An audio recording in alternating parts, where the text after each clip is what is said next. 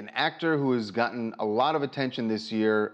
He should get a lot of attention, Kendrick Sampson, that is, for his acting. Loved him in Insecure, has been in a lot of other things, but he's gotten a lot of attention this year because he's been very active as an activist. We've seen him at a lot of Black Lives Matter marches here in LA, but he is in Colombia right now. I'm not sure if he's on vacation or if he's shooting something, but he says that he is the victim of police brutality down there. And actually, he's got some video evidence to back this claim up. It says he was held by police in Cartagena for 10 hours after this incident, which you're about to see.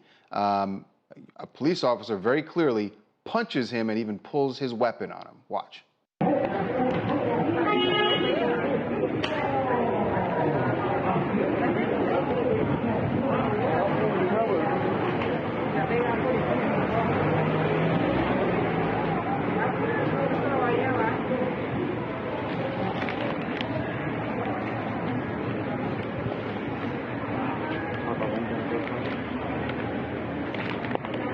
Charles, do we know why they stopped him in the first place? What Kendrick says is that this stopping policy is a normal thing, and what he and other people in Colombia have claimed is that black people, darker Colombians, whether you're an American visiting or darker Colombians, this happens all the time. And he said he was stopped. This was his 6th encounter with police in 5 days.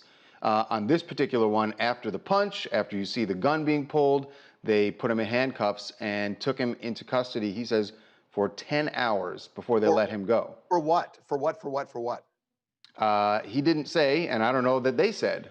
Well, Charles, they need to answer that question. I'm very much pro-police. Much of the time, police cannot be punching people, cannot be drawing their weapons on people if that person is cooperating and is not posing a threat to the cops themselves or to the public. You can't do it.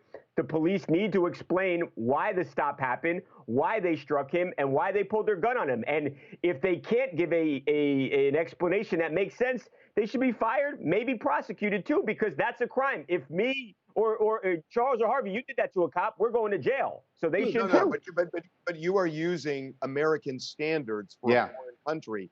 And it doesn't work that way always. And what I'm thinking about is he still there? Because if he's posted this challenging them, I'm worried for him. Right. No, if he is still there, and the video was posted on Tuesday, it's unclear exactly when this happened, or we don't know where Kendrick is at this moment, but he reposted the video. Someone who shot it from across the street initially posted it, and then he reposted it. You know, and what I don't get is and I'm not sure, the person who's there, I don't know if that's a friend of his, but they certainly seem to be cooperating fully.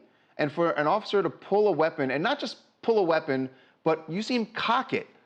When you hear that gun cock, the next thing you think is, I'm about to be shot. Right.